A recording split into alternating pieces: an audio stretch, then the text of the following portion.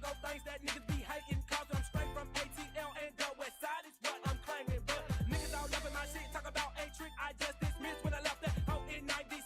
After she cut my whole clique, now I'm getting rich and getting paid. Cooley C got the tracks made and play. All haters infiltrate, cause he got that shit you cannot fake. Like us players on the hoe, my clip blowing up like nitro. Give me your ass a little more, really though, act like you know, but niggas can't maintain. I don't wanna try to rearrange this whole rap game. Talk about East Coast and West Coast when this shit is all the same. But I'm from the South where niggas stack G's, go grills and moving keys, and pimp hoes every day, and floss on triple gold D's. And it's like that, Buster, and you know it don't stop. Hey, what's happening? Welcome to the Real Atlanta Podcast. What's going on, man? Hey, we got some special people here tonight, man. My family in here today. We got Dr. Octavia Roberts and Dr. Derrick Roberts. What's happening? We great. Thank you for having us. Super excited to be here, for real. Have people from Atlanta here. Every week, somebody from Atlanta who got something going on who can help spread some real stuff in Atlanta. You know what I'm saying? Yeah. But we got enough stuff going around here. That's some crap. You know what I mean? So we trying to just change it up around here. Well, I know I am trying to change it up around here so we can have something going on, man. So what y'all got going on, man? So as of now, on May 24th, we have our marriage conference, our single and marriage conference. We'll be celebrating 24 years of marriage on May 26th. So we're going to do May 24th. We're going to have a marriage conference for the singles and for the married couples, just to show people that good, solid families still exist, man. It's like super excited to celebrate 24 years with my best friend, and just doing life together have been such a privilege. So I'm super excited about that. Yeah, and it's just time for the community to understand that marriage is something that helps to build the community, and it helps to bridge the gap. Right. And I think that so many times we look at it from a negative perspective of the all ball and chain, but it does matter who you're married to. Right, for sure. If it's your best friend, you can't do anything but rock. You know what Exactly. I'm saying? You know what I'm saying? So that's a blessing. You know what I mean? So the marriage conference, where it's gonna be at? It's gonna be at our church, Open Wings Ministries. Mm-hmm. So yeah, it's gonna be we're doing at 10 a.m. to probably about 3 o'clock. We really don't even want to put a time limit on it, because it's gonna be something that I think that a lot of times when it comes to marriage, we really saw, like, our grandmothers do everything. We saw the men be able to come in and do the work or pay the bills, but they were allowed to play. They were allowed to, grandma really couldn't say much because she couldn't do, when you looked at grandmother, people didn't look at what grandmother did as valuable.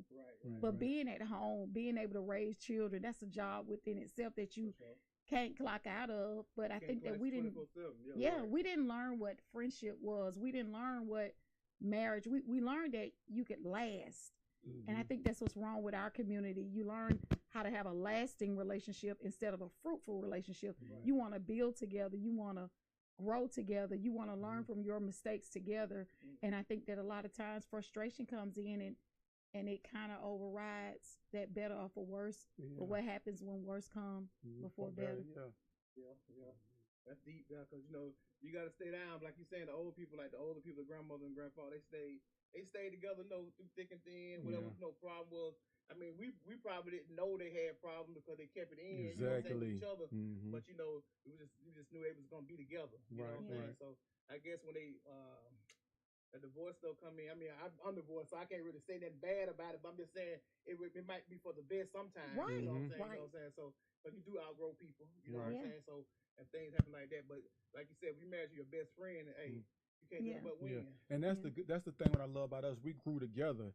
And you know what I'm saying? Most times in marriage, what happens, one spouse is growing and the other spouse is the same. So they eventually grow apart. And that's like, getting married at such a young age. We was 21, never seen a successful marriage, but we just got it out the mud. We made it work. I said, I know this is my best friend. I know this is who I want to be with. So, no marriage is immune from trials and tribulations, but you just got to grow together. And you got to have, and what we do, we have open and honest communication. Like, look, I didn't appreciate when you did that. And a lot of times couples, they only deal with issues on the surface. So a lot of times you got to get to the root of the issue and like, look, that bothered me.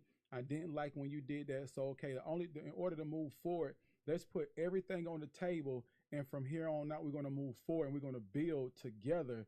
And it's not about who make the most money or who don't. It's about building together. And if everything you do together and you just build that trust, that bond, and you always have open communication and not, not hold stuff in.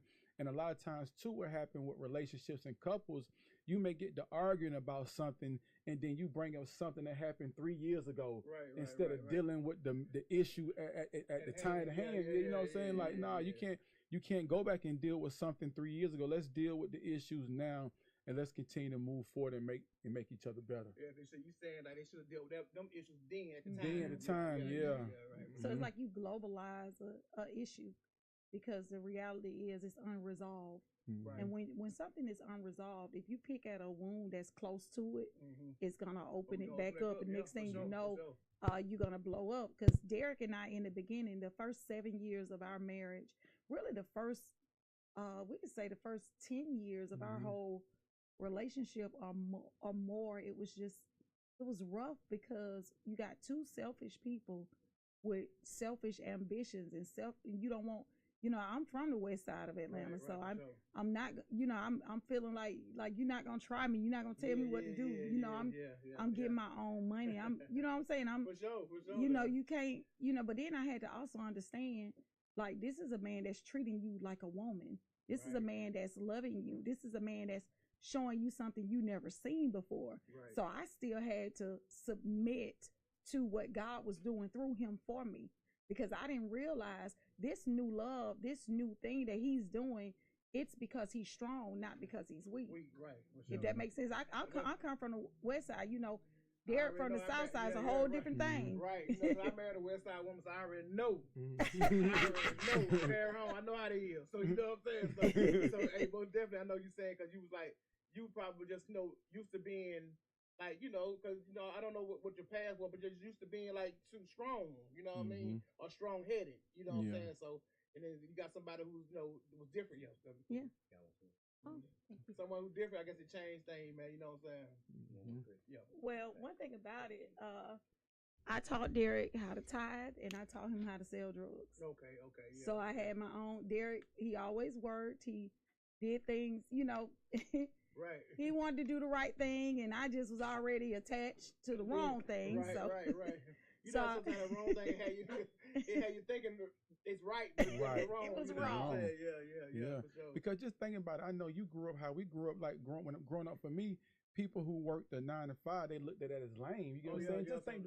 Just think how the mentality was. Somebody who worked a job. Oh, you lame, or oh, look at him. Look at this nigga. He going to school, or he doing this, or he doing that. You know what I'm saying? It's like, why do we think that way when it comes to each other? And a lot of times, us in our community, we be our biggest critic. We don't want to spread the gossip about our fellow brothers and sisters. We help the media push the narrative on our culture, and they benefit from it. Instead of, and my thing is, a lot of times in our community, somebody just want to be the first to post and not even fact check it to see if it's facts or is it right. Okay, I just want to be the first one to post. I told you he did this, and you don't even know if it's true or not. So a lot of times, the plan of just say it, our counterparts, it worked better than they could expect. We how we treat each other. You know what I'm saying? So as black people, black men, black women, it should be our duty, our committee, our commitment, a responsibility to build our brothers and sisters. Even if they fall, even if they miss the mark, okay, you missed the mark. Sometimes somebody missing a mark, it doesn't mean they're a bad person. They just had a bad day. So you rebuild them people, you restore them people. It's different from somebody having a bad day versus somebody who got a bad heart. You can't restore somebody got a bad heart, but somebody have a bad day, you can rebuild them, you can restore them, because we all have bad days. It seems like it's like you said, lame or whatever. It seems like it's unpopular to build each other up. Right. You know what I'm saying? Like you don't build. It's even when you walking down the street, like you may see somebody, like see a black person. You don't even speak. You don't even speak to the person. Like, I know we might don't know them, but that's. We grew up thinking like you don't supposed to say that, nobody don't say that, whatever. Yeah. But man, just speak to these people, man. You don't know who you'll meet. You know what I'm saying? Like, it's just crazy. Like we're not even loving on each other on that way, on that small table. You know what I'm saying? So how can we do it big? You know what I'm saying? That's my main thing. Like, I'd be like, man, we can't even unite little. Right. Yeah. You know what I'm saying? And what you said, it would make sense, because sometimes you never know what the next person that's sitting by you is going through. So a small, like like, hello, how you doing? Right. That okay, somebody care, you know what I'm saying? That could plant a small seed in them that could grow into something big. You know, I'm big on being polite. Like I tell people all the time, it don't cost you nothing to be nice to nobody. It's free. You know what I'm saying? It's free to be nice, and I pay attention how people treat the lesser. How somebody might be like a parking lot attendant or maybe a waitress or a waiter. I pay attention to how you treat them because it matters how you treat people. Yeah, and I think that we just got to be the change that we want to see. Right. And the change has to start with us because we can't control people. But what we can do is control our actions and our reactions, and we can just be the example. And that is what Derrick and I are trying to be, especially for the youth coming from the streets. Like when kids feel like, oh, you don't know what we understand, because they see us as Pastor Tay, Pastor D. But you don't understand. Like, I grew up on Cascade. You know what I'm saying? I raised my children in the trap house. So you only know what you see now. You know, we left the streets in 2002 and we never looked back, but we left broke with, and it seemed like we lost everything, but really we left the streets and we gained everything. So now people have a level of respect for us because they've seen us go through that time when we were facing divorce too many times to count. They saw us grow together, because anything worth having is worth fighting for. And what we think about is not just our community with our kids. We think about the people that follow us. We try to be the example. You're not going to ever be perfect, but you owe it to yourself to at least be a decent human being. You know what I mean? Oh, definitely. Hey, that's a good word. But it's just like, because I just see like we what do you call it? Accustomed to not treating each other good. You know what I'm saying? So, you know, being nice to a person, like that ain't the right thing to do. Like you're supposed to be mean. You're supposed to not speak. You know how the people in the country, they sit on their porch and wave at people all day long. You know, you ride by, they wave at everybody. You know, who that is? I don't know. I'm just waving. So speaking. You know what I'm saying? You know what I'm saying? Which is a good thing. You know what I'm saying? So we was talking at another one of the guests we had on here, and we was talking about the youth, right? How can we get to the youth? You know what I'm saying? You know, and I like how y'all kick it. You know what I'm saying? How with y'all church, you know, because y'all like you're not dressed in a suit, and you don't have the hat on with the dress and everything. Y'all people feel more comfortable. You know what I'm saying? The first lady or the pastor, you know what I'm saying? They don't feel like coming up to them and talking to them. We can see y'all. You know, they can see y'all, and you know, just. And just get the vibe, because Tay got the energy. I know I be listening sometimes. I be like, but Tay knows she anointed. You know what I mean? You know what I'm saying? I be saying, now, you know, I can feel her. You know, you can feel the person. You can feel it. You know what I'm saying? So it's just like how we can touch the youth better, but they can know. You know what I'm saying? Because it's like it's just so much hate and hatred. Yeah. You know what I'm saying? And that's our thing. Like at our church, we believe in having fun. Like I tell people all the time, one thing I always start before I preach, I always tell our members how much we appreciate them, how much we thank God for them. We don't, you know, some people, you beat the people up. You going to hell for this. You going in. That's not what we're about, because I tell people all the time, the church is not a museum for the perfect. It's a hospital for the sick. We all have issues, and just because somebody's seeing differently than you, that don't mean they don't have issues. The church has painted this narrative of you can't come to church how you are. You got to be perfect. You got to do this. You got to do that. Nah, we embrace our members. We embrace the youth. I said, look, I don't care what you did before you came in here. You could have smoked weed. You could have snorted a line of cocaine.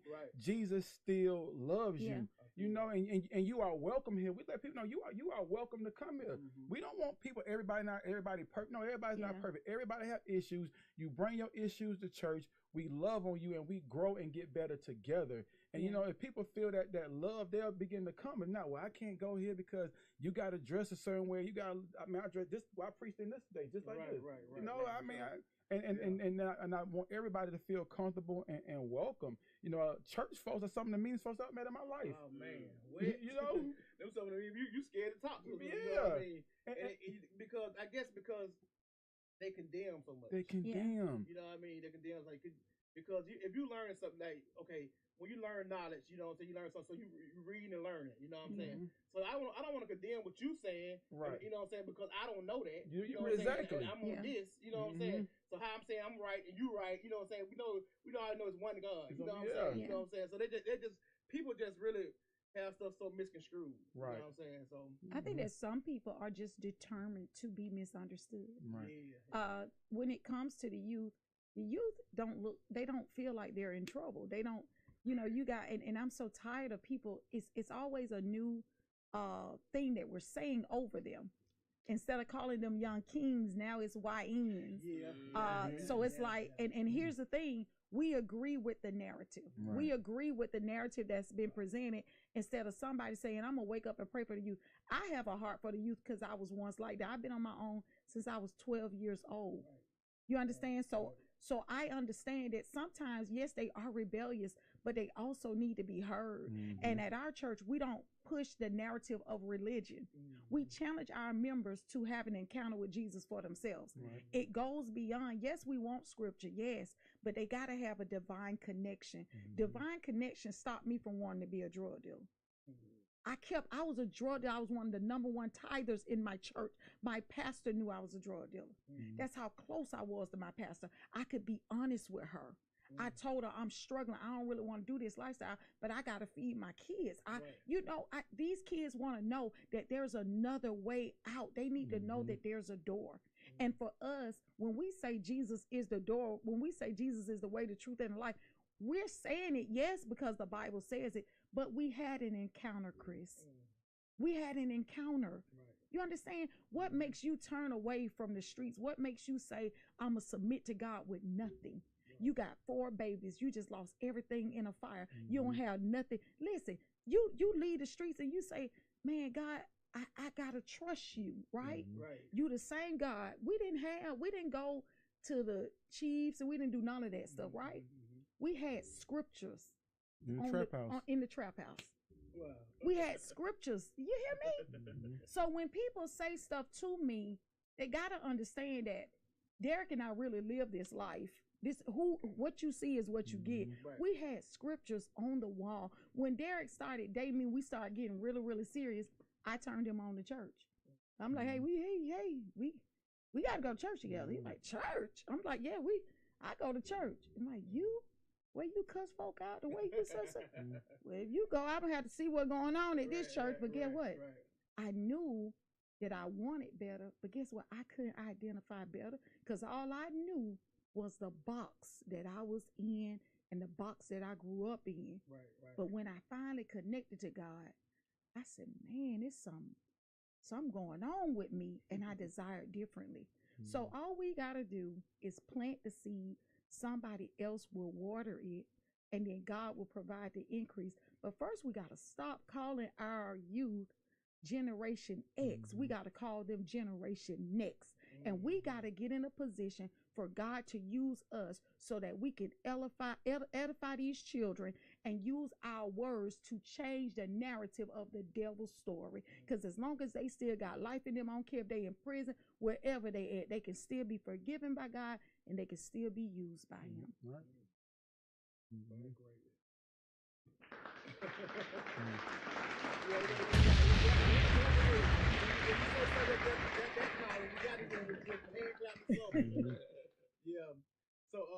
So I just figure like I'm really trying to figure out like because we don't have anything like cause I stress this so much about like the youth because they don't have no way, no trade. So I was reading and I was looking at something. I was looking at an interview or something. It's so many jobs like the plumbing. They said they're gonna need like 55,000 plumbers and electricians. In the next like 6-7 years. Yep. You know what I'm saying? They're gonna need that because they said it's gonna be so low as far as like nobody's doing it. And if you know how to do it, you're gonna be able to charge whatever you want. You know what I'm saying? To get the job done. And people don't think those jobs are financially worthy. Yeah, you know, a plumber or electrician, you know what I'm saying? But they don't know them people make great money. Right. You know what I'm saying? If they come to your house, you'll know. You'll know. Right. You'll know, right. If they come to your house, you'll Let know. one of them tree roots hit that line. Where it's over with, but you gonna pay, you know what I'm saying? So it's like the fact that we gotta teach them that's cool. Yeah. You know what I'm saying? You know, I know it's gotta be computer stuff and all that stuff, but if you can't, everybody not literate that way. Right. You know what I'm saying? You know what I'm saying? But they make you use their hands. So you know what I'm saying? So I just feel like I want to just get together with some people. We can just have some kind of funding to get this going because these jobs are going to be available for them. Yeah. I mean, not a job. It's going to be your own business. Your own business. You know what I'm saying? Like people don't understand that's what's going on to go on because AI can't fix no plumbing. Can't fix no plumbing. You know what I'm saying? And I think something that what I do with the youth is I affirm them. I always tell the kids in our church, I'm proud of you. I always tell them that I love them. You don't know, some kids, they never heard that coming from a man. So I make sure I affirm the men in our church. Look, I'm proud of you. Yeah. I see your effort. I see you trying. Just keep showing up. Even in your mishaps, just keep showing up. And that's something we got to do with our youth. Yeah. We got to affirm them. We got to encourage them. And then I think that we have to not be arrogant approaching them. We have to understand that we have to gain their trust. Right. Because think about it, I've been on my own since I was 12. Derrick been on his own since he was 15. Right. We didn't really talk to people we didn't trust. Right, exactly. Right. And then when you try to talk, it's like, are you listening? I'm hurting. Yeah. I don't want to rob. I don't. But the narrative has been pushed that either I'm gonna be dead or in jail. So that's the narrative that I'm following. But if you give me a new narrative, don't force it on me. Right. And it's funny you said that. So at the last Brunch and Bros, we had a whole talk about Brunch and Bros. And that's what a lot of the kids were saying. The youth was saying, they was like, y'all telling us, the change, but can y'all show us? You get what I'm saying? Can y'all show us what can we do? So we give them tools that they can use, and we have another thing that is like every Thursday called Young Millionaires in Training, that we give the youth tools on what they can do to start a business, to get the LLC, and we push it. And so when we do Brunch and Bros, I tell the guys, say, look, you can promote your business, but first make sure you do credible business. Make sure you have integrity, make sure you have character, and if you say you're gonna show up, be there before time. So we just don't want to promote your business. You don't have no character and integrity. Make sure you have good principles and core values, and we want to support each other. But that's what we got to do, man. We got to build each other up, and it's not a lot of that going on. I remember back in the day how like we used to protect each other. Like my family from Savannah, my great grandma's house was in the front. My grandma's house was in the back. It was a garden that separated my grandma's house from my uncle's house. Everybody lived on the same land, and they got along, and everybody built together. Like nowadays, like families don't even stay together. And what I love about our family, every single day we pray together, and when we eat dinner we eat dinner together at the table. No cell phones. And I believe like social media, that kind of ruined. I know how you grew up, how we grew up. We had fun coming up, man. The 90s, man, was a time to be alive. We had so much fun, and it was no technology, just going outside, talent shows. People, like my kids, I say, man, y'all don't know what y'all missed growing up in the 90s and like the 80s. It was such a fun time. I miss those days. It would never be like that again. I don't see no kids even outside. With bikes, when last time you seen a kid on the bike? Man, come on, man. Or playing throw up tackle. Right. Man, in the field, we got a field, they playing throw up tackle. We playing throw up tackle. You can ride your bikes all day long. Then you can throw your bike. I remember when we grew up, right, in Adamville, right? We were doing something, might be playing, doing this, and we ride our bike. We could tie our bike, we lay it down, right? Yep. We lay it down the park or whatever.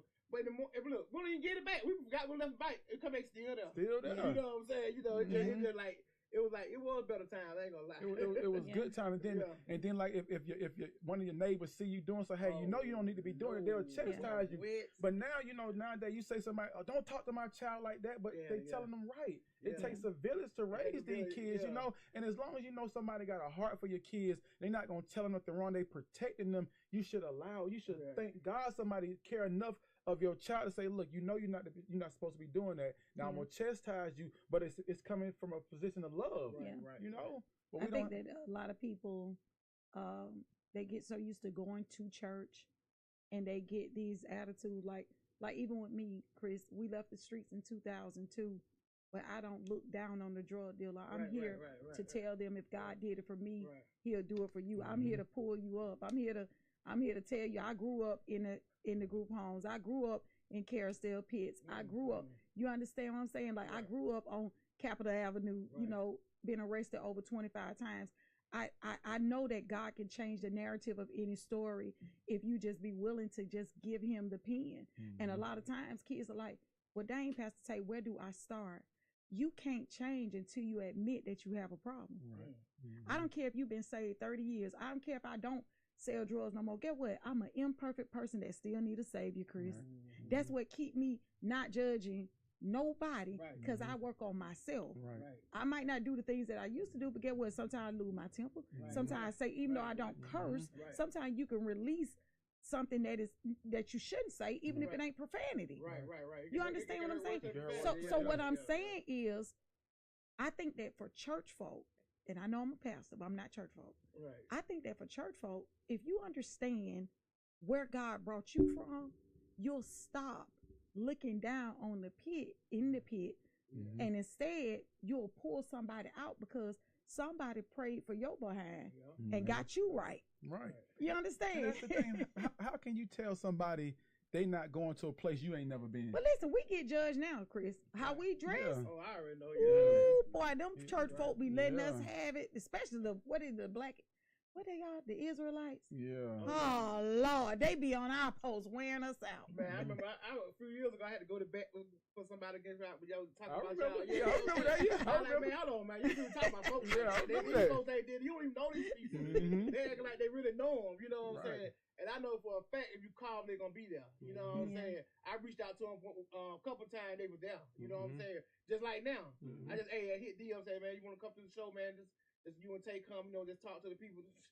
5 seconds later, he replied. You know what I'm saying? I ain't seen D in a minute now. You know what I'm saying? But I'm just saying, it ain't family don't make you blood. You know what I'm saying? You know what I'm saying? Like, the family, these people, who gonna be there for you when you need them. You know what I'm saying? For sure. Let me ask you a question. Speaking on that part about how other church members or church folks may look at you all because of the way you dress. Do you have the thing to where one bad apple spoils a bunch? I think a lot of times that most people don't go to church because they may have that one bad experience. And that one bad experience can influence a lot of things when it comes to church and anything. It could be anything, going to a grocery store, anything, but especially when it comes to church, you have that one bad apple that spoils a bunch. And how do you all get past that? How do you let people see, that may happen there, but it's not going to happen here because it's hard for us to come through the doors when we've already had a bad experience.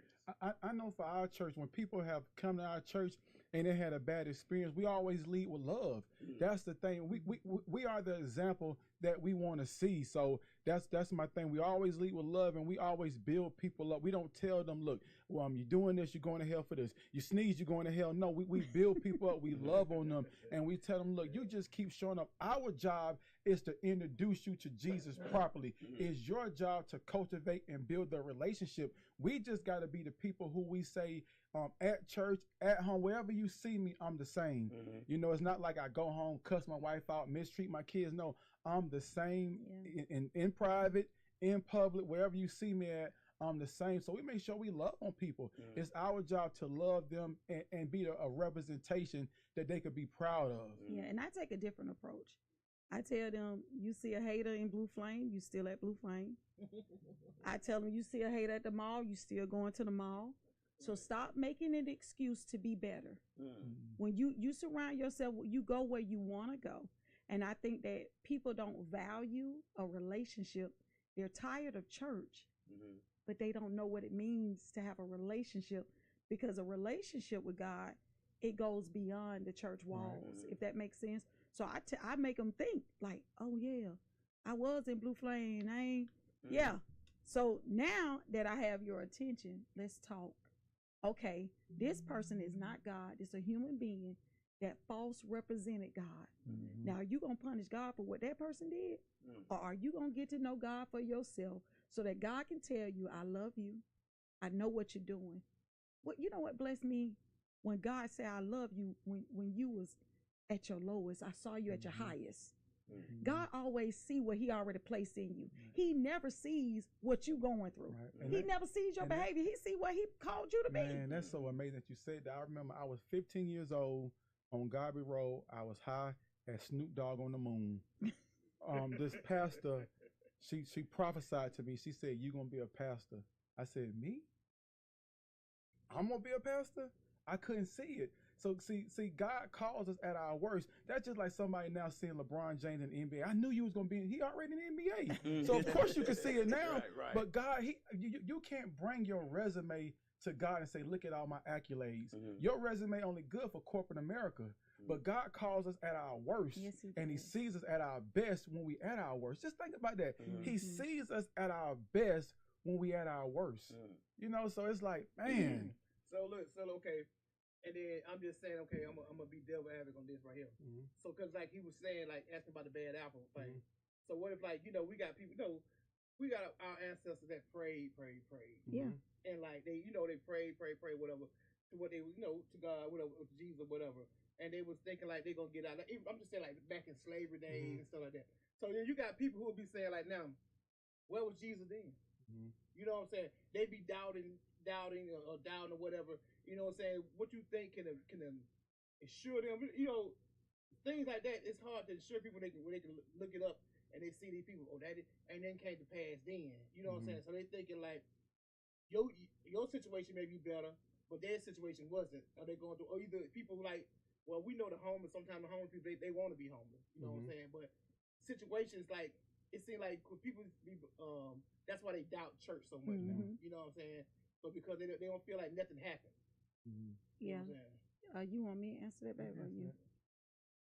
Let's go back to what Dr. King said. He said, I may not get there with you, but we as a people will get to the promised land.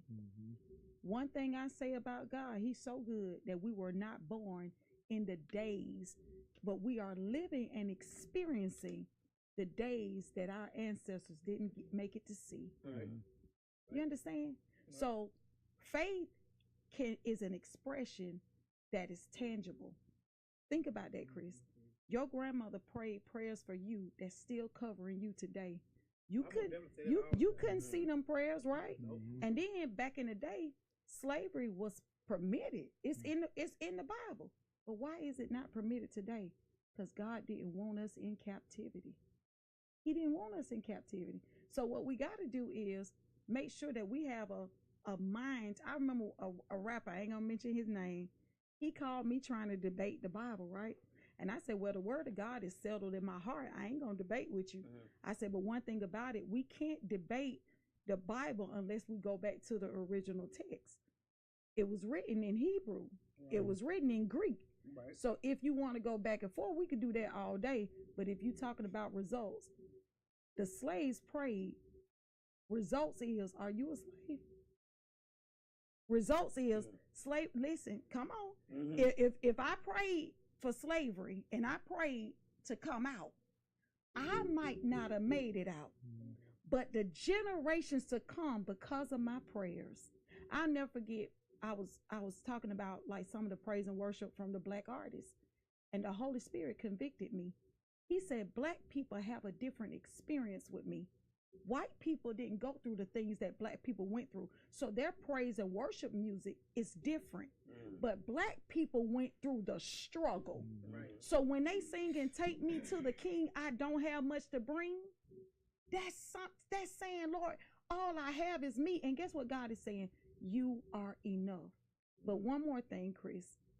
If Jesus is not the way, why is it so controversial? You could say you go to the chiefs. You could say you worship Buddha. You could say you worship the trees. You could say you worship the sun. But the minute you say you're a Christian or you're a believer, that target coming. Because guess what? The truth is controversial. And one more thing. Every other religion, you got to follow all these rules. Grace came and died for us. And that's why church folk and man, oh, you taking advantage of grace. Well, you take advantage of grace when you cheating on your wife after you take that suit off. And like I explained last week, right? When people say, well, I don't believe, about Jesus, the Son of God, is only one son. And I say, just think about this. It's only one son, S-U-N. It's not like when you go to Canada, it's a son. When you go to Africa, it's a son. When you go to Russia, it's a son. It's only one son.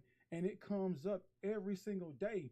And with that, the sun goes down and allow darkness to come. So it's only one sun, S-O-N. And sometimes it's hard for people to believe that. But one thing about God, his ways are not our ways, and his thoughts are not our thoughts. So sometimes it's hard for people to wrap their brain around that. But it's like, no, it's one sun. Yeah, and we got to talk about that. Slavery did exist. Yeah. But because of the prayers of those that experienced slavery, we are not in slavery.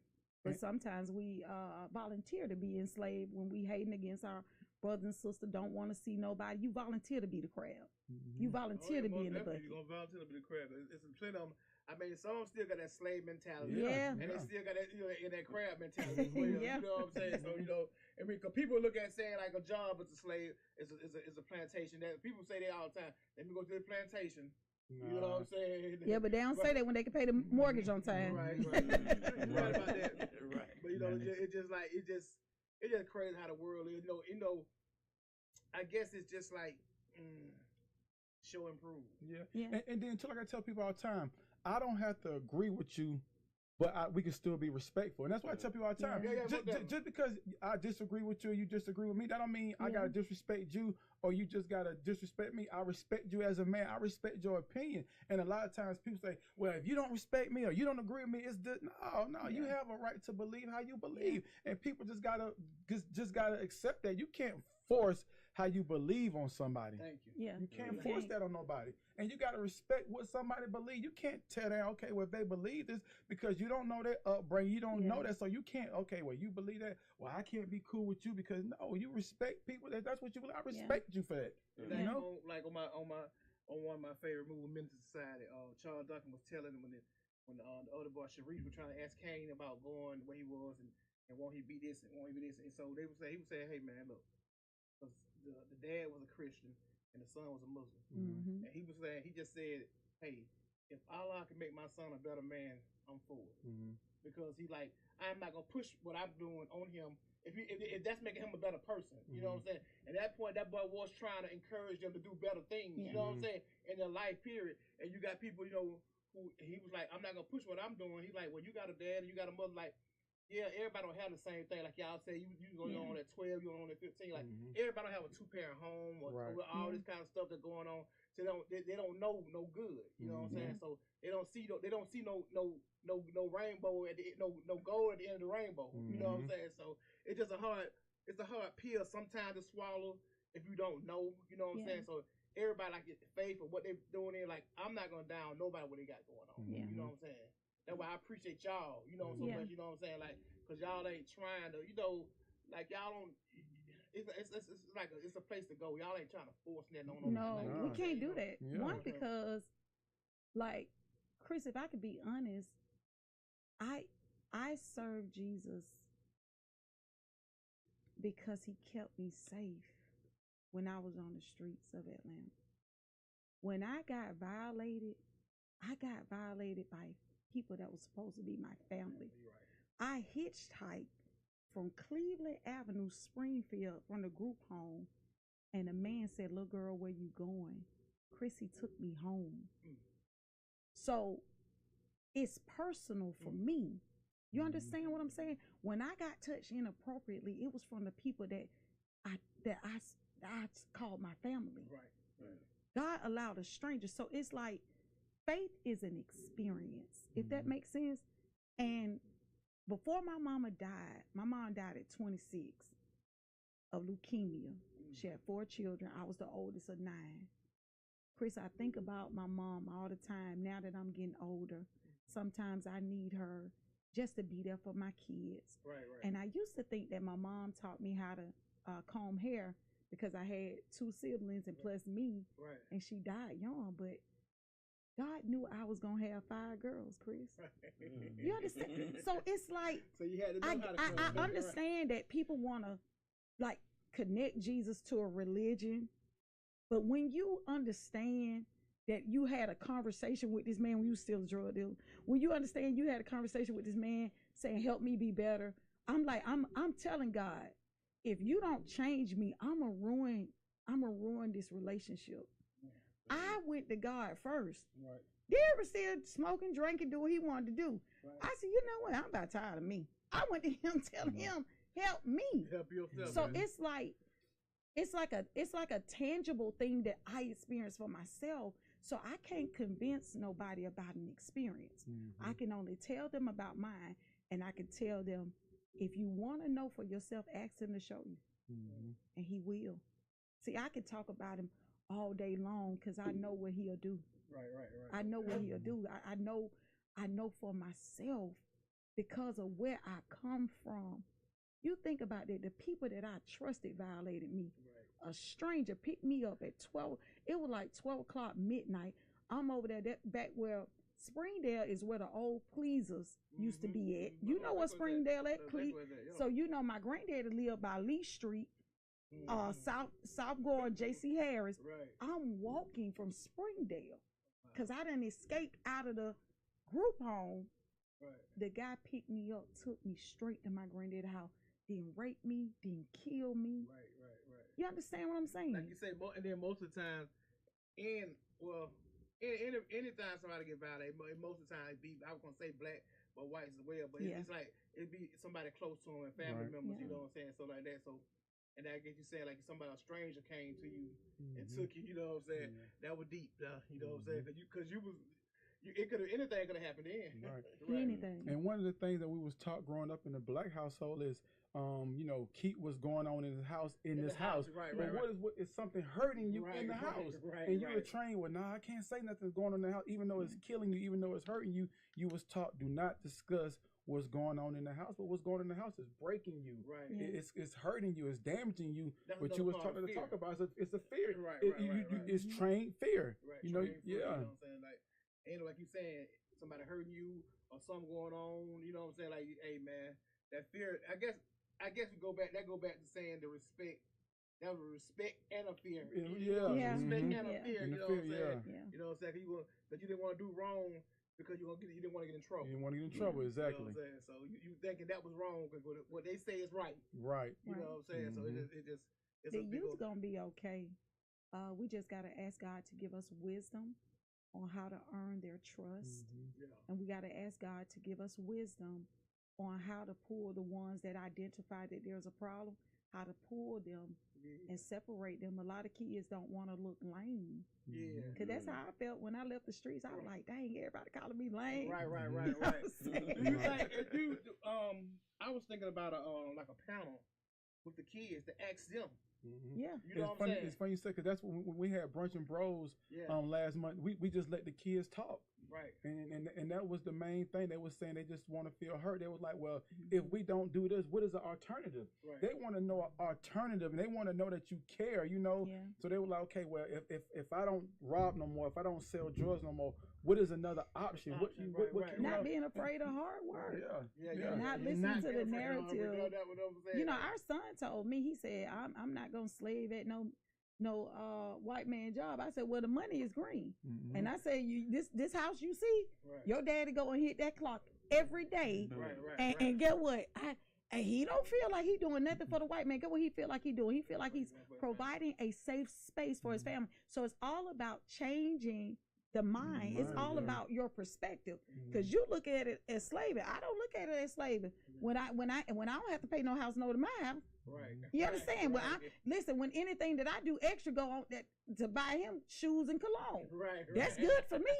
I don't know what you talking about, boy. The white man. I ain't thought about no white man unless I'm talking about the dead president. Right. Jackson, Benjamin. Who you talking about? And then, like you said, I think that this generation, you know what I'm saying, they want the stuff to come so fast because social media people only post their highlights. Right. Yeah. You don't see what they're going through behind the scenes. Microwave. No, You know, and even though social media is good, but it also you look all day, you scroll, oh man, this person doing this person doing this. Now you want what they got so bad, you'll rob for it, you'll kill for it, you'll steal for it. And a lot of times, like when I tell the youth, look, before you do anything, take a deep breath. People in jail are dead for 10 seconds, 5 seconds. Somebody stepped in your shoe. You didn't like what somebody said to you. And the first thing they do, they start crying. They breaking down in the courtroom. But if you got the nuts to kill somebody, you shouldn't be afraid to go to jail. You know what's going on. You know what's going on. So my thing is, and then too, especially killing somebody is wrong, but especially killing someone that look like you over, because I just seen the other day, this guy killed this another black guy outside of a restaurant because the guy complimented his girlfriend tattoos. Now you finna be in jail for the rest of your life. Mm. Your Somebody girlfriend about to move somebody- on with right, somebody else right. because you couldn't control your emotion. That's a weak person, a person that can't control their emotions. Somebody, when I'm out in public, I go out my way to be polite. Hey, somebody, but I apologize. Hey, excuse me. You know what I'm saying? Because my thing is, because that's just how I am. I'm not. My goal is to come home every day. If I gotta take the high road, look, you bump me, whatever it is, look, I apologize. And somebody saw my shoe. You think some shoes worth losing your life or going to jail for? It's not that serious.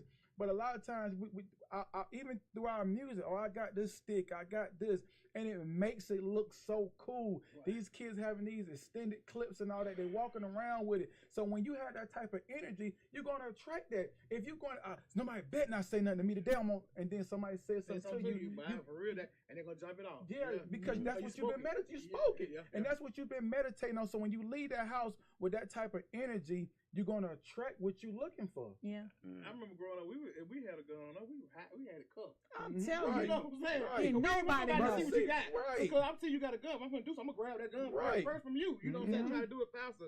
It's just crazy. They just want to be. I think it's more want to be seen. Then they doing stuff like how you rushing yourself to go to prison. Right.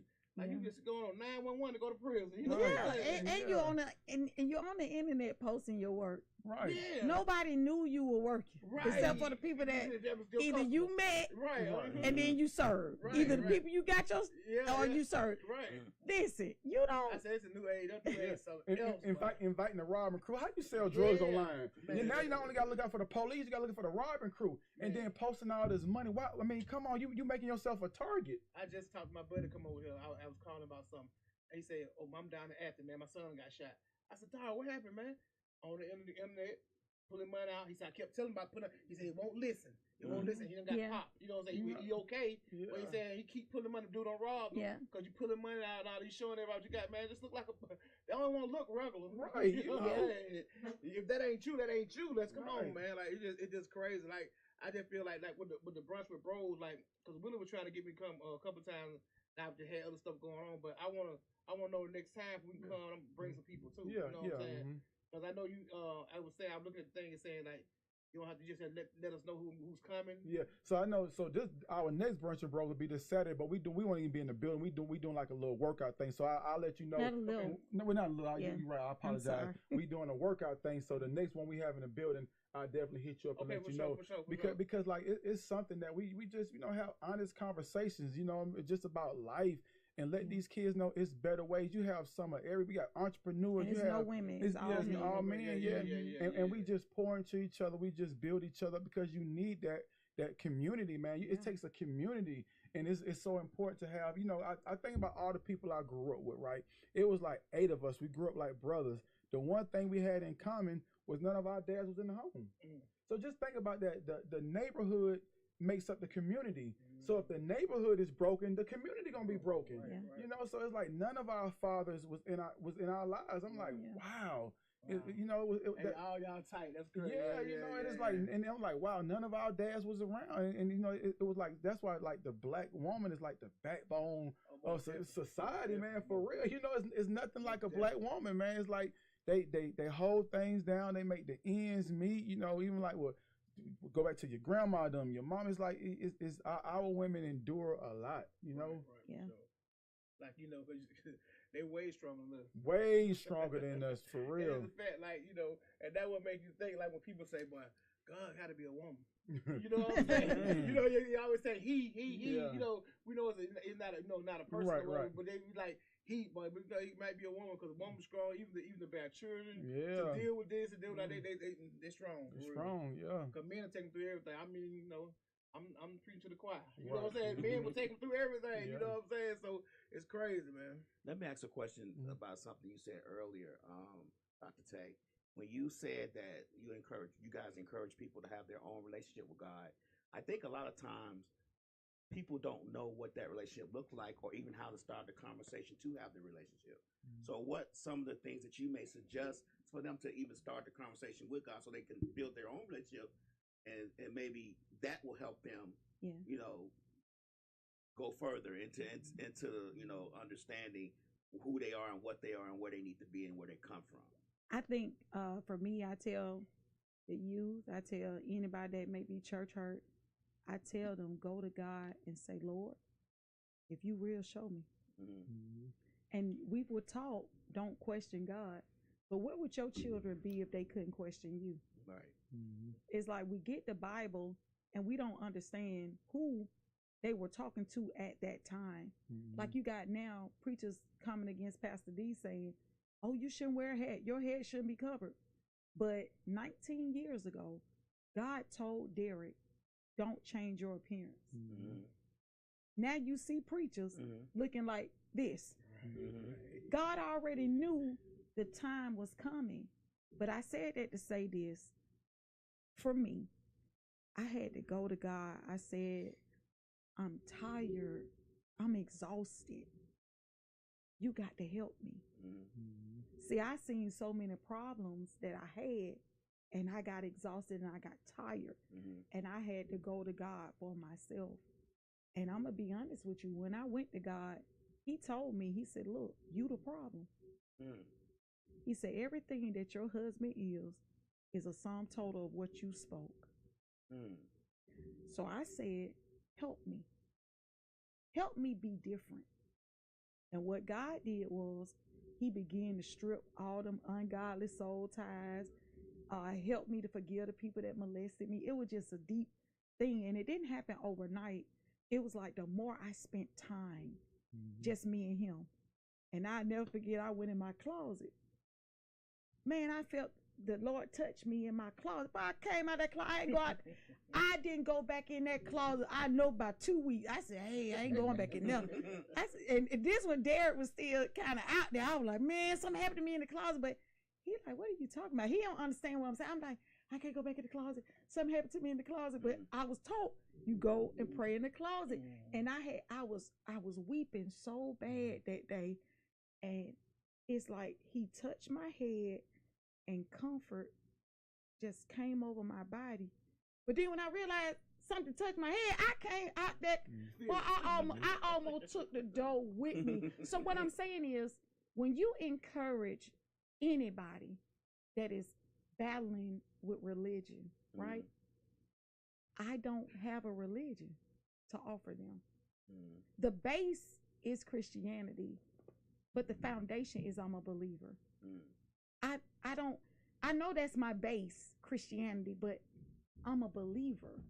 When I got introduced to religion, I started out as a Christian. When I learned how to believe God and learned who he was and learned I could have more than I ever had while I was in the streets, everything that I have, I can't take the credit for. My husband can't take the credit for. He might have went and hit the club, but who you think gave him the strength? To deal with this stuff. I tell people all the time, it ain't your curves, it ain't your hips that keep a man coming home, baby. It's God. That man gotta love God more than he love you. And when he love God more than he love you, baby, he gonna ride past thousands of women just to run home to you. God taught me how to treat my husband. I used to bash my husband, used to tear him down, because that's all I knew was West Side, West Side. God said, you know what, I'm going to renew your mind. I'm going to get all that West Side out of you. And every now and then, sometimes it try to rise up, and the Lord be like, like I can hear the Holy Spirit. Miss Thing, just wheel it on back, you know? But like I said, it goes back to saying, Jesus, if you real, show me. If you the way, show me. I'm confused. There's so much going on. There's 17,000 different religions. If you the only way, show me you the only way. That was my conversation. I remember when our trap house got busted. It was my second drug charge I was facing, 15 years. And I went in the first offenders act for my first charge. I told God, I said, if you get me out of this without having to do no time and show me that you realize I never sell drugs again. I got the first offenders act twice. And I said, God, and even with that, I still messed up. I still missed the mark, but His grace is sufficient. And you know, you believe something. That's just like when somebody go to a restaurant, you never seen who cooked your food. You look at the menu, and when you look at the menu, place your order. You don't know who's back there preparing your food, but you know, but you trust that they was because if you didn't trust that they was able to do it, you wouldn't have ordered it. So you trust it. When you go to a drive-thru, you order a #1 from Burger King. you look at the menu and you place your order and you believe that they can do it. So it's no different when it comes to the things of God. The Bible is the menu. So I open up the menu, I place my order. God, if you who you say you are, I need you to do this. Yeah. And I'm undefeated with him. Yeah. I'm talking about even after burying loved ones, even after being on my own, even after being molested, even I can see his hand. I see it. Even now that I'm growing up, I got 5 daughters. You know, not one of them like how I was. You know, I lost my virginity when I was 12. And nobody told me my virginity was precious. So I parent. And that was another reason why I left the streets too. Because I was partying, you know, I was at 321, 559, I was at all that, you know, that was me. I was gonna be there. But at some point, I had to stop partying. I had to start parenting. So, you know, it's like, now you got people that's in the clubs with their kids. That wasn't my narrative. I wanted to be in a place of worship with my kids. I wanted to be able to build a respectful friendship with them. I wanted them to have their turn, and I wanted to be that example. And I was saying, to me personally, I feel like when I was serving God religiously, I was connected to that life. But the minute I said, help me, I'm talking about he came home, and one day he came home and I wasn't cussing nobody out. I ain't cuss him out. I ain't cuss the kids out. If I would have had a dog, we would have cussed the dog out. And I guess he started paying attention. Like, what's going on? And you could talk about that. Yeah, and it was like, wow, like, well, God, well, I know if you could change her, you could do it for anybody. So I remember it was Father's Day weekend, 2003, right? She asked me to go to this church event. Man, I ain't going to church because like all the church folks I knew, it was fake. I'm like, and I just couldn't stomach it. I just couldn't, because I would go to church high and I would sit in the front row. I would look at these people. I say, oh, he lying. I'm not finna fall down to make you feel good. I'm not doing. I see you pushing this person down. I'm saying, I don't feel nothing. There ain't no power in here. I'm not gonna fake it to make you feel good. So one day she asked me, and she said, you'll go work the camera. She said, I said, you volunteer me to do what? I said, well, I'm gonna smoke me a blunt. I go to church. I already had the blunt rolled up. I smoked me a blunt before I went to church. Already had me one rolled up before when I got home. I was ready. So when I got to church that day, I wasn't even planning on changing. You know, so I enjoyed sinning. Sinning was fun. I enjoyed it. So man, when I got to church, the power of God, it just hit me so hard. And one day, Father's Day weekend, 2003. I stopped drinking, cussing, clubbing, smoking weed in one day. So, and still since 2003, I haven't had no alcohol, haven't smoked no weed, haven't used no profanity, haven't did anything. So it's personal for me. So can't nobody tell me that God is not real because I had my own personal experience. I know he's real. And you know, so it's like, I experienced it. And sometimes you can't really explain something to somebody. You just have to experience it for themselves. And I know he real because like I said, I didn't go to church that day playing against. I went to church high. He told me he was mad. I'm like, is this the weed or is this the spirit? You know, I didn't know what was going on. It was on him. It was on me for the next 3 days after. He couldn't stop crying. He was trying to tell us what was going on. Tell him about your homeboy. So my homeboy that was with me, he was like, so you mean to tell me you ain't smoking no more? He was mad. He was like, you mean to tell me you ain't drinking no more? That they were gonna smoke. He was like, what you mean tell me? So the blunt that I had rolled up when I came home, I couldn't find it. I ended up finding it like a month later. It was stuck in my pillowcase. It was in my pillowcase. I don't know how I got in my pillowcase. It was hiding. So I was like, man. So I had a personal experience. So that's why I always tell people to ask him.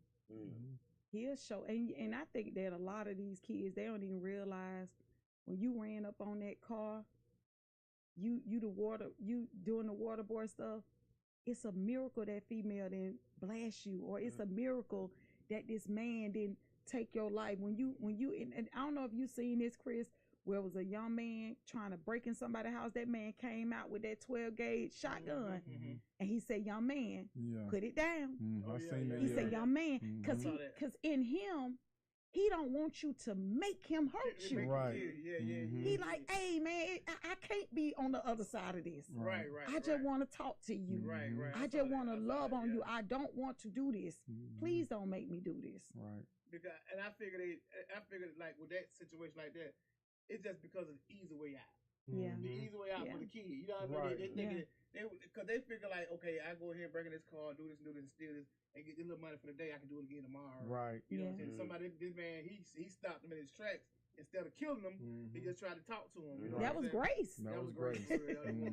Because the fact is, like, we don't understand, like you were saying, like you got to have some kind of, relationship, you know what I'm saying? You're personal, you know what I'm saying? And nobody's not gonna change until you want to change yourself. Until you want to change yourself, you're exactly right. You know what I'm saying? So in any situation. In any situation. So you cannot force people. You just have to be the example. And that's even with God. God don't force us to serve him, because if I had to force my wife to love me, it's not genuine. You know what I'm saying? If I gotta say, if you don't love me, I'm gonna know it's not. I want my wife to love me because she loved me. And the same thing with God. He's such a gentleman. He respects our decision. He respects our choice. If you choose not to serve him, he still love you, but he give you free will to do whatever you will. You know? Yeah. Going back to our marriage, to me, I started valuing, like, this man treat me better than anybody I ever dealt with, linked up with. None of that. I had to see, like, man, I gotta be different. But I couldn't be different on my own. Like, even now, God been so good to us. We got people still saying, oh, they still in the streets. They did. We left the streets in 2002. And that's the thing. Like, we ain't in no street this stable. Always done everything together, from going to the strip club, from selling drugs in trap house, gentleman club. Yeah, and now preaching the word of God together. We have always done everything together. So like I love our relationship, because this, my friend, I always equate marriage to like building a house from the ground up. The foundation have to be the word of God, have to be God. And then your friendship is the frame. So you attach your friendship to the foundation. That's how you build a successful marriage. Like out of anything, I enjoy her company, her friendship. We make each other laugh, and we have a good time together. And a lot of couples, they might not, a man or a wife might not even know their husband's favorite color, his wife's favorite color. They just roommates with benefits, you know what I'm saying? So it doesn't grow nowhere, And we learned how to be intentional, but we learned from a place of our marriage being broken. Right. We learned from a place of our marriage being toxic. Our marriage was so toxic. Oh my God. He used to go home drunk every day. Yeah, right. Yeah, I'm talking about for real. So listen, I know y'all had a couple of books you wrote. Y'all wrote.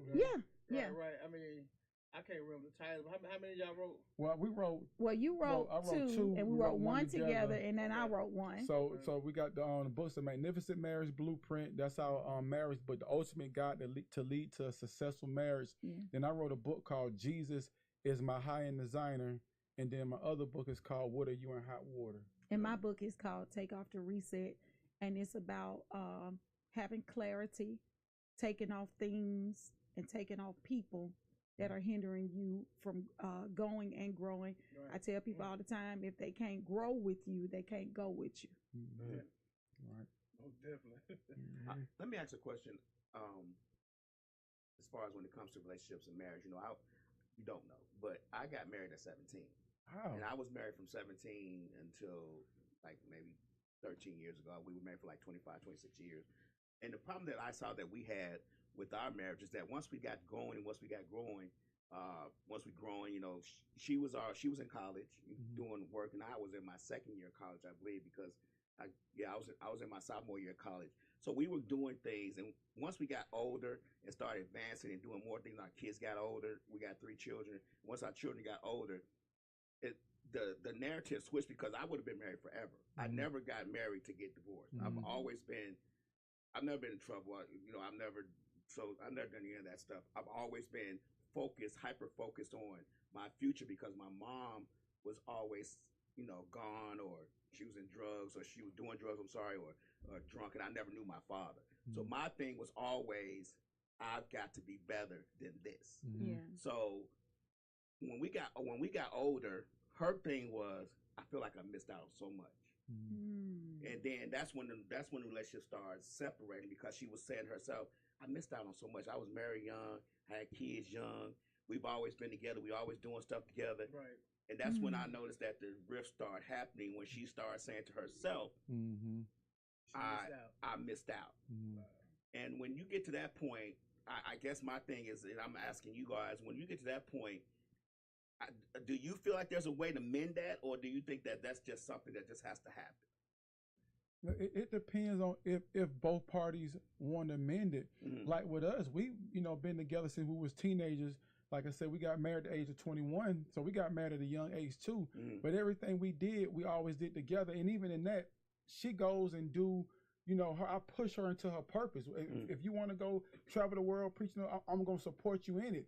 I don't hold her back. And likewise, we don't hold each other back. We support each other in our different endeavors that we do separately and that we do together. So, and then too, like, as much as I love my kids, I gotta, what I realized at a young age, my kids, they gonna get older and they gonna get married and they gonna have relationships with themselves. So we couldn't make our kids the center of our marriage. Now we love our kids, we pour into them, we push them to be great. But if our kids was the focus point of our marriage, I always seen myself as a father before I seen myself as a husband. Once they got older, now we looking at each other. I don't even know you. What's your favorite color? What you like to eat? So now we trying to get to know each other. And in that, sometimes she may say, I want to move on, or vice versa. So a lot of times what we seen in a lot of married couples that have kids, they make their kids the focal point. My wife comes before my kids. Now I love my kids. I don't mistreat my kids. I love my kids. Being a father is one of the highest honors of my life. But I know once my kids move on, this who's gonna be here. So I can't mistreat her over my kids. So it has to be a balance.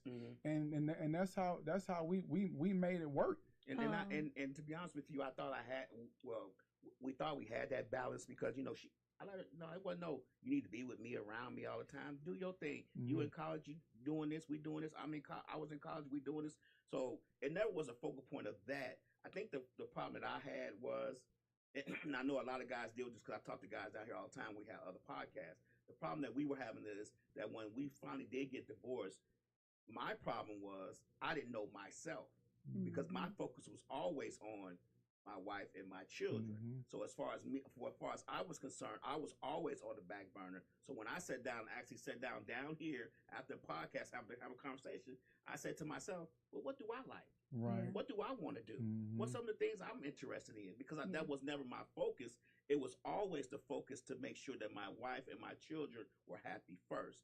So as men, and you could tell me this too, Pastor Derrick, is how do we balance that? Because you don't want to seem like you're not taking care of your family, but you don't want to seem selfish that I'm first. Self-care is not selfish.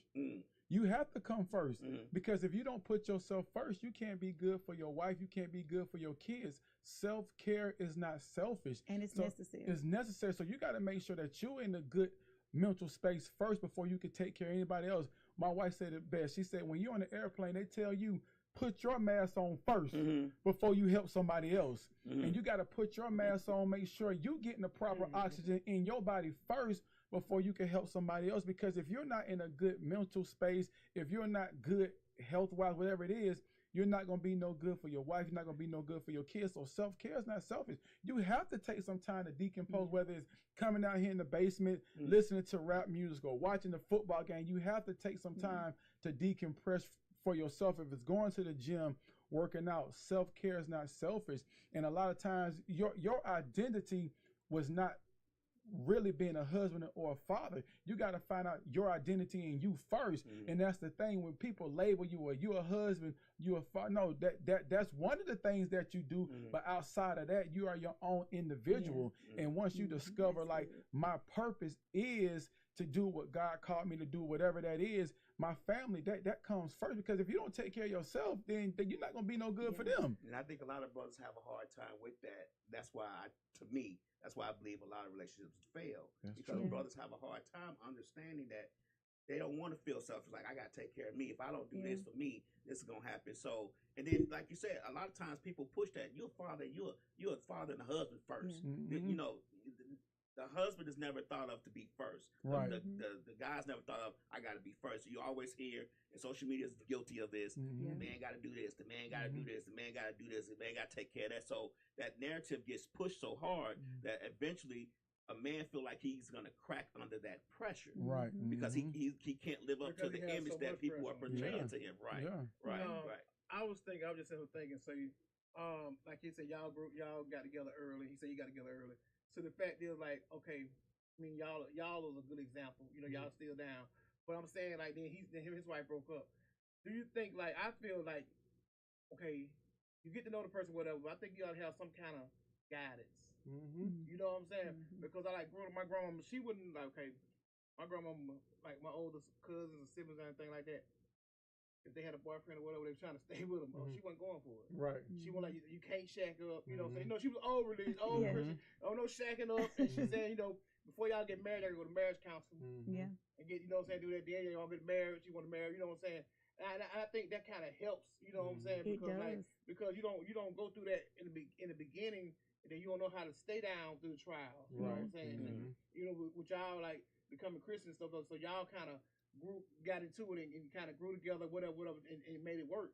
But like some people don't, like it ends so early because they don't have no kind of guidance in the beginning. You know what I'm saying? Yeah, like with us, we didn't get no premarital counseling. That's one of the biggest mistakes that we made. We didn't get them because when you talk to people who been through it, like you may have been through something that I never been through, and I can say, Chris, like what should I expect? Like you say you got your own trucking company, like look, you need to make sure you get the DOT laws this. You gotta make sure you have this. Make sure you keep your books. Make sure you do your pre-check.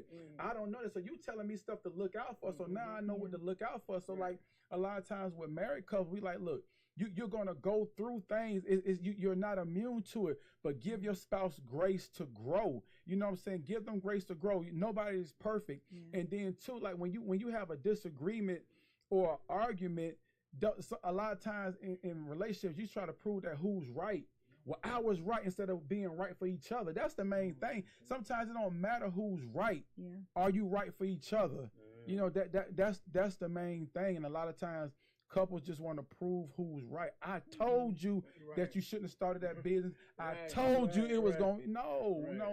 You know, so we just got to make sure that we communicate and it's effective. Some people listen only to respond. They don't listen to take in what you say. They don't listen to grow from it. They only now I'm finna say this. Okay, they can't wait till you be quiet so they can get their point across. So they're not listening to comprehend. They're only listening to respond. And I want to say this to you too.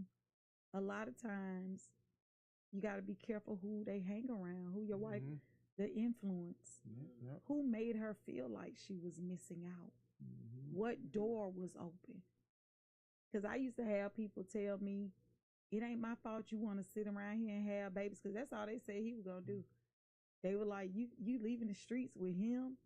He ain't going to do nothing but make you have a house full of kids and this. And I was like, well, if that's the case, that's the case. And we do have a house full of children. We got 7 of them. We got 7 kids. But one thing about it, we still together, and just being with him broke a lot of generational curses. And you know, I had to stop hanging with my single friends. I had to stop that because these girls out here, they out here buck wild, and baby, I ain't gonna mess up what I got at home because you out here and I'm hanging with you. And I'm talking about, boy, I had a girl, she come pick me up. She was like, yeah, let's go to the movies. Man, a dude pulled up at the movie. Get what I said? You and him go to the movie. Me, I'm going to a separate movie. I don't even want to be in the movie where y'all going, because you told me when me and you were going to. So you know, if somebody see Atlanta small, somebody see me, they don't even know if this your dude, my dude. I tell you what, and I never hung with her again because you selfish and you put me in a situation where you use me as an open alibi. And I said, you know what? That's when I started hanging with my kids. So when people say stuff like, it ain't my fault you want to stay in the house with them kids, and then people used to say, all y'all do is go to Disney or go to Orlando. That was all we could afford, one, and that was all that we knew. And our kids were little, and we used to always say they ain't gonna be small always. If you got to take them on vacation with you, so it was like it was times where I felt like I missed out, but I did not want to do whatever I was doing without him because we missed out on the same things. If that makes sense. So it's like we never got to travel, but now we travel and we're doing it together. So I think that, it's the influence because we just had a man that read our book. He went back and got his wife. Didn't he, Derrick? He told her, he said, I read your book. It was my fault. And me and my wife going through counseling. And he from Virginia, right? He said, I went and got my wife back. And they renewed their vows and they got remarried and all that. So it's like sometimes you gotta look at the problems that you bring to the table. And you gotta be able to say, I told Derrick straight up, I'm grandfathered in. Like, what I look like sitting at the table saying, yeah, Pastor Tay, I got 7. I ain't dating nobody. Right. Like, what? Right. It's just not gonna happen. So we gonna be friends. We gonna make up. What we gonna do together? Because I don't even want to even picture myself having to do this. So what can we do to make sure that we work for each other? And the first thing I heard God say, get out the way. It's the routine maintenance. Just like if a check engine light come on in your car, any responsible person, they're gonna take it to the nearest mechanic. You have to do the routine maintenance in your marriage. You hear your wife making a noise that she ain't never made before. Let me see what's going on. That's like a man, he'll take an old school car, he'll restore it from the inside out. But when it comes to his relationship, you don't have time. It's about what you value. Now I get it. Some relationships people need to move on from. You know what I'm saying? But if you can work it out. And then too, whatever the issue is, make sure if you got to go get counseling or therapy, get it, because you don't want to go into the next relationship with the same issue through the same type of thing. So a lot of times we deal with stuff on the surface, but we got to get to the root of the issue. Why you think that way? Why do you feel like this? Is it something that happened in a previous relationship and you bring in now you think all men are like that or all women are like that? Let's get to the root of the issue, because one thing about it, you only get one life. And the older you get, the more you appreciate life, because you starting to see all the matriarchs of your family die off. And it's like, man, we only get one life. So we got to make sure that we live the life to the fullest and we just appreciate life and we just build something together. And it's not easy. Like I said, his family members and his friends, they told him, run.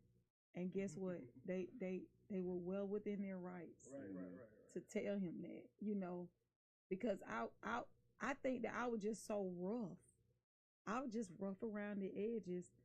And that's another thing, like we were talking about Jesus.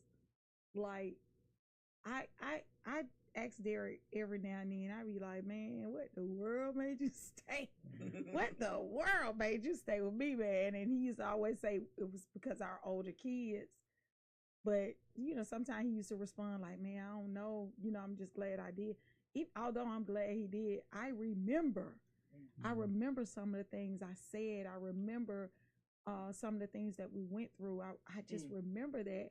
And I'm like, man, for somebody to be able to love you or even give you the opportunity to rebuild them after you spent so much time tearing them down. But I didn't know. I mean, it was learned behavior. I grew up seeing the women in my family dominate their men. Right. So it was like it was like the norm for me. Like, oh, bro, you even tell me what to do, or knowing that everything that he's saying makes perfect sense. But because I'm so like, what? Like, no. And now when he write, it don't taste like I'm biting an onion to say, thank you. You were so right. I heard your voice and I didn't do this. Because sometimes God's voice is a voice that you're familiar with. People don't believe that. I made a decision a couple of months ago.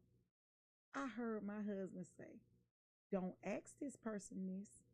And I heard God say, don't do it. Get what? That person let me down. And I wasn't even mad. I wasn't even mad at myself. get what I did? I used that as an opportunity for accountability. I went to my husband. I said, you told me and God told me. I ain't mad at the person, but now I know I cannot deal with them at a certain level, and it's okay. But that comes from growth. Because boy, 10 years ago, I would have called them folk and went off on, goodness. So I got a question. So do y'all think like, okay, when y'all do I don't know if y'all do premarital counseling or whatever. Do you ask the person what their religions or whatever their faith is, or do they have to be a Christian? You know what I'm saying? Or, you know what I'm saying? I'm like, do y'all use that in y'all in the marriage? You know what I'm saying? The marriage counseling, is it used? You know what I'm saying? Nobody we counsel for. We ask them their religion. Well, one thing about it, why would you go to a Christian marriage counselor if you're not Christian? That's one. That makes sense. I'm if, just saying, if we being honest, yeah, you're being honest. But I'm saying like, but I'm not saying that. I'm just saying like, because sometimes you will be like, I'm going back to like my grandma days, and she was like, she was telling, look, y'all get this marriage, y'all gonna be Christian. Oh no, we don't. Whatever. What I'm saying, you know what I'm saying. Just or you tell them the right thing through experience. You know what I'm saying. This is what we tell them, Chris. We tell them that you have to be evenly yoked. Right. I can't believe in Buddha. Right. And you believe in a transformer. I mean, I'm just saying, I'm just using that hypothetically. For sure. So if we're already divided, how can you unite if you're already divided? Exactly. But what we don't do is say, oh, what you gotta be. Because think about it. Everything, if you think about the law, the Bible tells us about the 10 Commandments. But studying the Word of God, you'll learn that it's more than 10. It's over 600. Who could keep the law? We need a Savior. So it's like you go in, if you lead with rules, people gonna break the rules, Chris. You gotta amplify the Savior. If you amplify the Savior, the behavior gonna change. What did I tell you? I said I got tired, got exhausted. I identified the problem. I said, you got to get me out of this. I never in a million years would I ever thought I would have been a housewife. Never in a million years would I ever thought I would have been somebody's preacher. Never in a million years would I think that God would use me to speak in Kenya or to go to Ghana. We was in Ghana on vacation and we led people to Christ while we were in Ghana. They were attracted to us. Are you a rapper? Are you this? Are you that? They following Pastor D. He like, nah, I ain't following. God said, use this as an opportunity. It was one of the guys' birthday. And I was like, hey, y'all. He was like, oh, a rapper can't dress like this in Ghana. You got to have on a robe. A pastor, he said, a pastor can't dress like this in Ghana. You got to have on a robe and you got to do. So it's like the law is everywhere. But when they saw grace, when they seen a man of God that looked like them, think about it. If you read the Bible, Jesus faced scrutiny and church folk killed Jesus. And every day church people are killing people instead of building them up. You know why, Chris? Because they seen all these miracle signs and wonders that Jesus was doing, and they could not explain it. So instead of them embracing it, they were jealous of it. You cannot save a generation that you are jealous of. You cannot say, you don't understand these kids. Just because you don't understand it doesn't mean it's not God. Just because it's not traditional doesn't mean it's not God. You better be careful how you are judging these children. And even nowadays, like a lot of people from our generation, they judge the music, these kids' music. Well, they rap about this, but at least they doing something productive. It's not like they robbing nobody. It's music. They feeding their families. They providing jobs for people. So why knock it? Why not? Okay, they make this type of music, but look how many people it's employing. Look at it. It's not illegal. They're not scamming. They're not robbing. It's music. So this music trash. Okay, it might be trash to you, but somebody like it. Why are you bashing it? You get what I'm saying? Just because, and a lot of times too, I tell people all the time, just because you don't like something, that still don't give you a right to talk down on it. Even the stuff you see on social media, like with me, if I don't like something, I'm not finna, I don't like this. I'm gonna exercise my right to keep strolling. How you on somebody's platform arguing with somebody you don't even know?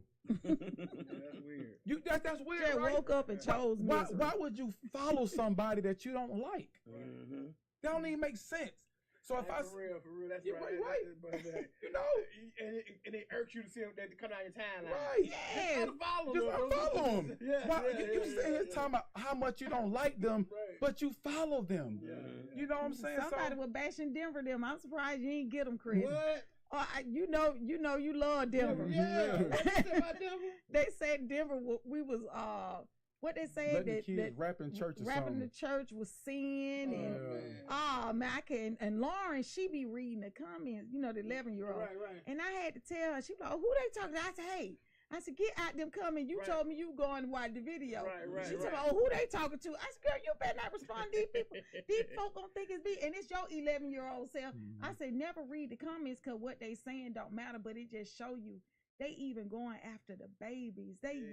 They rapping for Christ, and you telling these kids that they on their way to hell and this is the. I said, man, how if you go to hell for sin, how in the world did the thief get in? The thief on the cross. If you go to hell for sin, how did the thief get in? How? Yeah. They can't be doing it to the kid like that. You know, I'm surprised you ain't come on now. now. I didn't see it, cause like, how you gonna do that when they trying to do better? Right. And some of the kids out here not, but come on, man.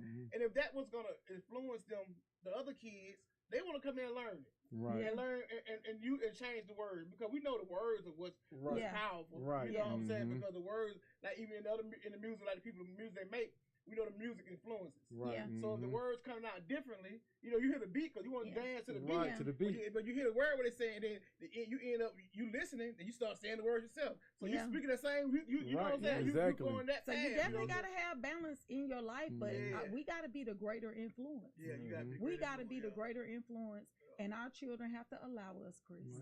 They have to allow us the opportunity to be the greater influence. And then you got to be the change you want to see. Can you look yourself in the mirror and be proud of what you see? If not, you got to make the necessary adjustments. You know. And get what? Every day we getting dressed in the presence of God because I want to be better than I was 5 minutes ago. I want to be better every day because I know what it feels like to be mistreated. I know what it feels like to be abandoned. I know what it feels like to be left alone. I know what it feels like to be judged by my own dad. My dad is a deacon in his church, but he don't come to my church because he feel like my church ain't worthy. And then we only see him like once a year. Yeah, and I ain't looking for him. Right. I ain't gonna volunteer to be rejected now. Slick said she tuned into your services today, and she said you guys really do believe in come as you are. She said she was really impressed with the when you called the men in church to lay hands on the other gentleman. She was there. Well, she was She watched online. Live. And I wanted to talk about. I didn't know how much time we had, but Chris today at church, what she talking about? We had one of our youth who hadn't been in a while, and it was like he was sitting on the edge of his seat when we said, you need to rededicate. And that baby came, my God. It's like he came saying, I got all this going on. Just show me what to do with it.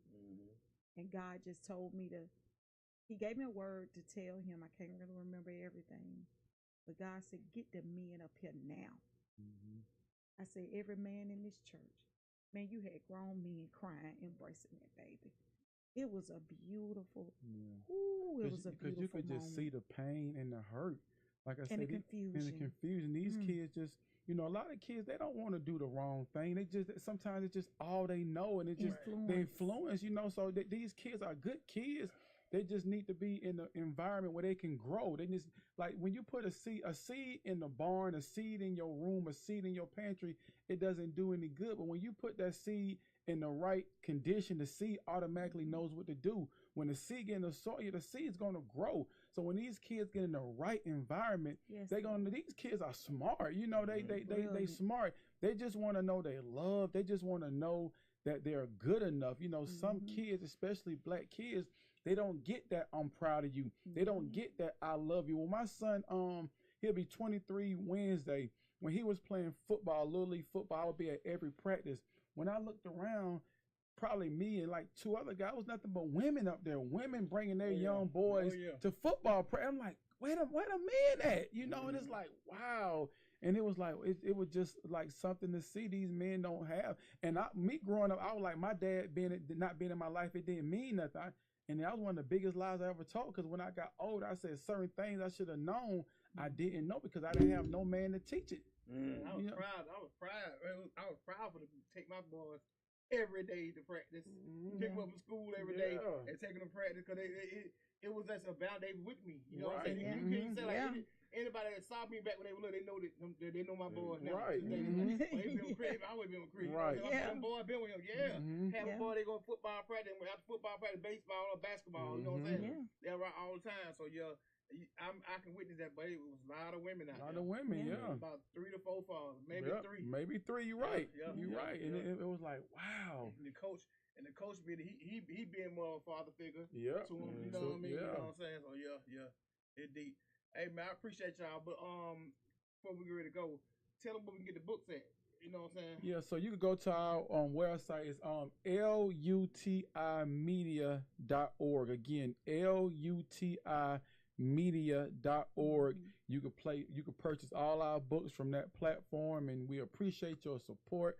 We appreciate your love. And Chris, thank you for having us, man. We really, really appreciate it. We're looking forward to this. Coming, man, because when you tell me about the brunch with the bros, I'll make sure I put it out there, you know what I'm saying, try to get some of these cats we know and come in, man, and check it out, man, because they need it. You know what I'm saying? Appreciate y'all, man. Hey, we out of here, man. Thank the Open Wings Ministry for coming in, man. Dr. Tay and Dr. Derrick, man. We out of here.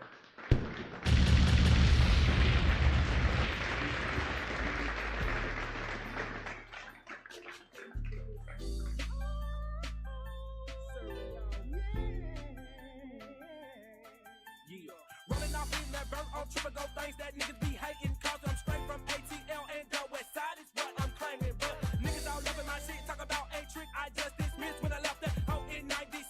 After she cut my whole clique, now I'm getting rich and getting paid. Cooley C got the tracks made and play. All haters infiltrate, cause he got that shit you cannot fade. Like us players on the hoe, my clip blowing up like nitro. Give me your ass a little more. Really though, act like you know, but niggas can't maintain. I don't wanna try to rearrange this whole rap game. Talk about East Coast and West Coast when this shit is all the same. But I'm from the South where niggas stack G's, go grills and moving keys, and pimp hoes every day and floss on triple gold D's. And it's like that, Buster, and you know it don't stop. On a straight paper mission with these young G's from my block. So if you a buster that's hating and faking on the real, it's just young player from the flatland. See smooth from Adamsville. You can't stop no player, you can't knock no player. Boy, you better get your hustle on. Gonna make that cheese, nigga. Earn some of them paper figures like it's all about president. All that